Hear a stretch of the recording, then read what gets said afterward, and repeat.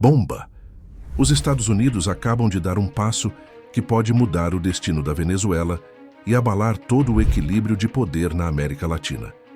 Não estamos falando de discursos ou sanções, mas de helicópteros Apache armados até os dentes, aviões C-17 lotados de tropas e uma logística militar que transformou o Caribe em palco de guerra.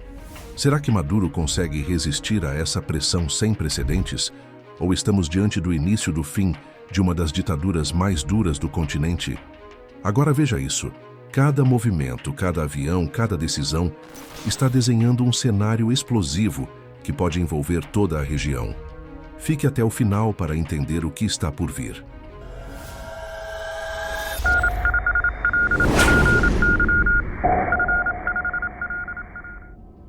Você está pronto para algo maior do que só mais um episódio de tensão diplomática? Porque o que eu vou te mostrar agora é o tipo de jogada que muda tabuleiros. E não estou falando de dominó, mas de geopolítica militar em outro nível. Imagine, aviões cargueiros, C-17, Globemaster III, cortando o céu, transportando não só soldados, mas tanques, veículos blindados, sistemas de radar, munições e helicópteros AH-64 Apache prontos para pousar, armados até os dentes. Agora veja isso. Não é cena de filme, é cenário real de uma operação que os Estados Unidos montaram estrategicamente contra o regime de Maduro na Venezuela. Por que os Apaches são tão intimidadoras? Porque não é só mais um helicóptero. O Apache é uma máquina projetada para a guerra moderna. 2 motores turboeixo GE T-700 GE 701D, capaz de carregar até 16 mísseis Hellfire, foguetes Hydra 70, um canhão de 30 mm, sensores avançados, visão noturna. Ele pode voar a mais de 280 km/h, escalar alturas acima dos 6.000 metros, operar à noite em condições adversas. E os C-17? Esses são os titãs da logística americana. Capacidade de carga absurda, até cerca de 75 toneladas de carga útil. Autonomia para voar milhares de quilômetros sem parar, pousar ou decolar em pistas curtas, às vezes não pavimentadas, operar de bases avançadas com mínima infraestrutura. Pergunta para você: se fosse Maduro, você confiaria nos seus tanques soviéticos e blindados antigos, sabendo que do outro lado do céu há Apaches com Hellfire e radares que veem no escuro, sendo monitorado por drones e aviões cargueiros que chegam de madrugada? Spoiler: essa dúvida já está corroendo a moral do regime, porque não é só força bruta, é superioridade estratégica e psicológica. Esse combo é projetado para algo maior do que transportar equipamento. É para enviar uma mensagem de que os Estados Unidos não estão mais apenas de luvas diplomáticas, nem só de sanções econômicas. Estão dispostos a jogar pesado. Vamos aos números, porque eles falam por si. Cada Apache pode carregar até 16 mísseis AGM-114 Hellfire, além de foguetes e um canhão automático capaz de disparar 625 tiros por minuto com precisão cirúrgica. Traduzindo, tanques T-72, de origem soviética, que compõem a espinha dorsal das forças de Maduro, viram alvos móveis fáceis diante dessa tecnologia. Agora veja isso. Um único Apache consegue destruir em segundos o que levou anos para ser comprado a duras penas por Caracas. E não é só poder de fogo. Os Apaches têm sistemas de visão noturna e sensores infravermelhos que transformam a noite em plena luz do dia para seus pilotos. Já o soldado venezuelano mal tem combustível para manter os blindados em patrulha. Irônico, não? De um lado, equipamentos capazes de operar em silêncio mortal no escuro. Do outro, veículos que muitas vezes ficam parados por falta de manutenção. Mas há mais uma curiosidade que torna tudo ainda mais humilhante para Maduro. Os Apaches não foram enviados apenas para atacar, mas também para observar. Suas câmeras de alta resolução e sistemas de coleta de inteligência monitoram cada movimento. É como colocar olhos eletrônicos gigantes sobre os quartéis venezuelanos. Imagine tentar mover tropas e saber que, a centenas de metros no ar, Alguém registra cada passo que você dá. Você já ouviu aquele ditado de que um exército marcha sobre o estômago? Pois bem, no caso dos Estados Unidos, não é só sobre soldados bem alimentados, é sobre aviões, navios e bases estratégicas funcionando como um relógio suíço, porque guerra hoje é menos sobre músculo e mais sobre logística. Os C-17 não saíram da Flórida ou do Texas apenas para passear pelo Caribe. Cada pouso em Porto Rico ou na Colômbia foi parte de um quebra-cabeça cuidadosamente planejado. Estamos falando de bases avançadas, transformadas em centros de comando capazes de receber blindados, radares e tropas inteiras. Imagine um aeroporto comum de uma cidade pequena, sendo, de repente, convertido em uma fortaleza aérea. Hangares improvisados, depósitos de munição, helicópteros sendo montados em tempo recorde. É isso que os americanos fazem de melhor: transformar qualquer pista em uma plataforma de guerra. E claro, não dá para esquecer da Marinha. Enquanto Maduro mal consegue manter seus navios em operação, os Estados Unidos espalham destroyers e porta-aviões pelo Caribe, como quem coloca peças no tabuleiro de xadrez. Cada navio é um quartel flutuante, com radares, mísseis e capacidade de lançar caças a qualquer hora. Agora veja isso: um bloqueio naval que controla cada entrada e saída da Venezuela. Nenhum combustível, nenhuma carga suspeita entra sem ser detectada. Aqui vai uma curiosidade. Durante operações no Oriente Médio, os americanos chegaram a realizar até 900 voos de carga por semana em rotas logísticas, algo que Maduro nem consegue imaginar com sua frota de cargueiros soviéticos ultrapassados. E aqui vai a ironia. Enquanto Caracas enfrenta apagões de energia, filas de gasolina e hospitais sem suprimentos, Washington mostra que pode sustentar uma operação continental com precisão milimétrica. Antes mesmo do primeiro disparo, a guerra já estava sendo vencida. Como? Pelo medo. Porque acredite, nada abala mais um exército do que a sensação de estar sendo observado 24 horas por dia. Os helicópteros americanos não apareceram apenas para atirar. Eles surgiram realizando voos noturnos constantes. Para os soldados venezuelanos, cada ruído distante no horizonte podia ser um Apache se aproximando. Agora veja isso: homens mal pagos, sem comida decente, obrigados a vigiar bases que sabiam estar totalmente expostas. É como colocar um vigia sozinho em frente a uma alcateia de lobos. E a situação não parava por aí. Drones de vigilância e sistemas eletrônicos instalados em bases da Colômbia e do Caribe rastreavam cada movimento do exército venezuelano. Um simples deslocamento de tropas era detectado em minutos e transmitido direto a Washington. O resultado foi devastador. Comandantes começavam a mudar ordens a cada hora, desconfiados de que estavam sendo espionados. Tropas de baixa patente fugiam ou simplesmente se recusavam a cumprir missões suicidas.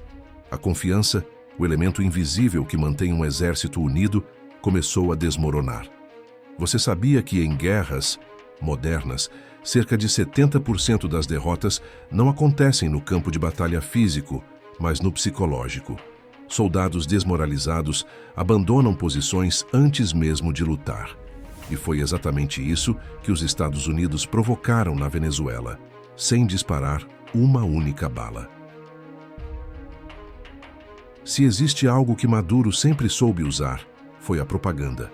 Durante anos, suas televisões estatais repetiram a mesma ladainha: o Império Americano quer nos invadir, defenderemos a pátria até o fim. Mas quando os helicópteros Apache começaram a aparecer nos céus, e os cargueiros C-17 despejavam toneladas de suprimentos, até o público mais fiel passou a rir dessa narrativa. Veja isso: enquanto Maduro exibia discursos inflamados na TV, jovens venezuelanos filmavam os helicópteros americanos e postavam nas redes sociais com frases como "A liberdade está chegando".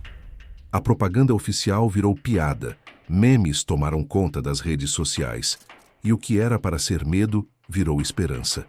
E não foi só nas telas. Os comboios de ajuda humanitária organizados na fronteira colombiana chegaram carregados de comida e medicamentos para milhões de venezuelanos que há anos convivem com a falta de remédios básicos e filas intermináveis por pão.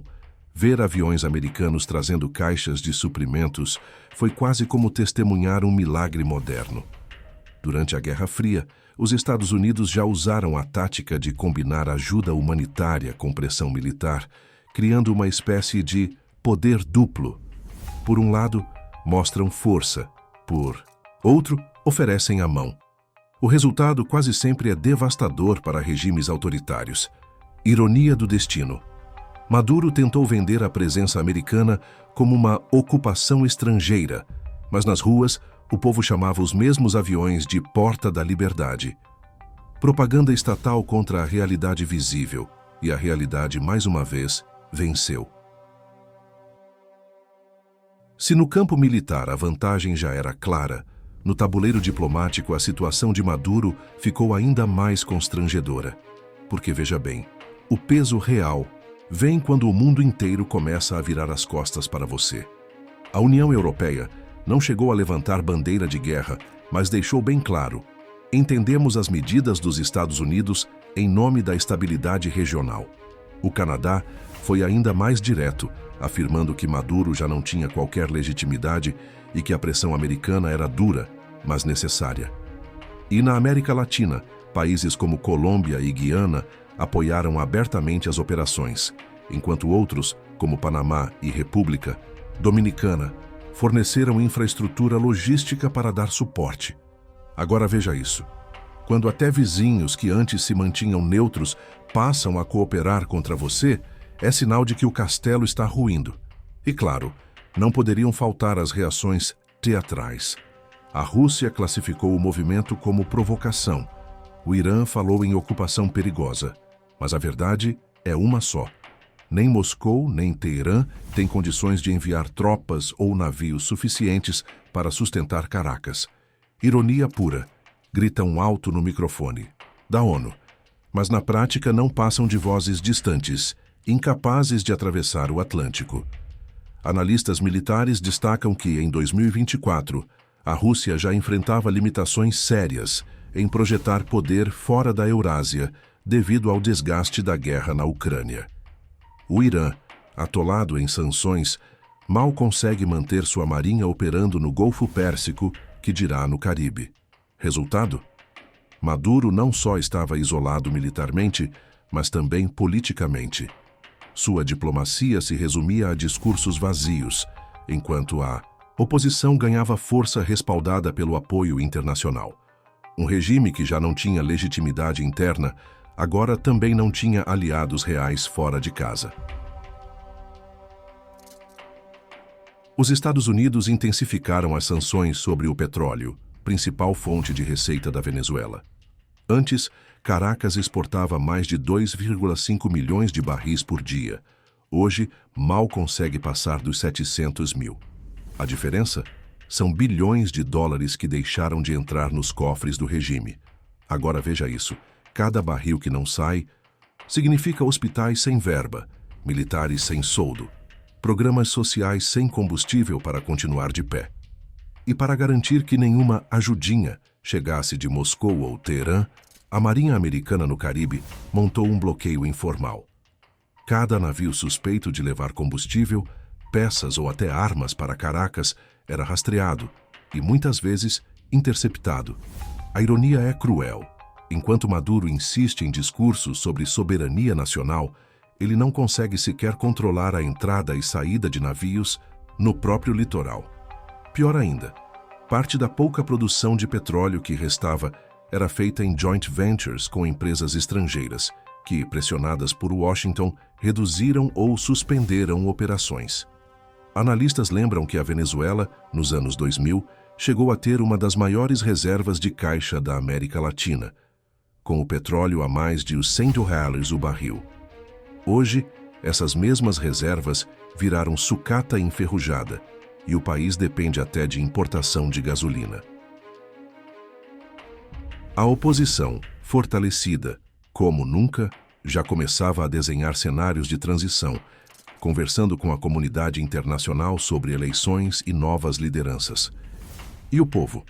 Esse já não via os Estados Unidos como invasores, mas como catalisadores de uma libertação há muito esperada. E a ironia da história não poderia ser mais cruel. Maduro, que por anos se gabou de resistir a todas as pressões externas, agora estava encurralado em seu próprio palácio, vendo que até seus generais já não demonstravam a mesma lealdade. Analistas apontam que, em situações semelhantes, regimes autoritários raramente sobrevivem quando enfrentam pressão simultânea em 4 frentes: militar, econômica, diplomática e psicológica. E a pergunta final fica para você, que acompanha essa história. Será que esse é apenas o começo de uma intervenção total, ou já estamos assistindo, ao vivo, ao último capítulo de uma ditadura que parecia interminável? Deixe sua opinião nos comentários. Queremos saber o que você pensa. E se gostou desse conteúdo, inscreva-se no canal e ative o sininho para acompanhar os próximos vídeos. Conheça também o Clube de Membros do canal. Lá você tem acesso antecipado aos vídeos, participa de conteúdos exclusivos e ainda ajuda diretamente a manter esse trabalho independente. Aqui não recebemos verbas públicas, nem apoio de partidos ou grandes conglomerados. Quem sustenta essa estrutura é quem valoriza informação séria, direta e sem filtro. Se você quer ver mais vídeos como este, com análises que vão além do superficial, considere se tornar um apoiador hoje mesmo. Sua participação faz toda a diferença. Agora, clique nos vídeos que estão aparecendo aí na sua tela e continue explorando os bastidores da geopolítica mundial. Até a próxima!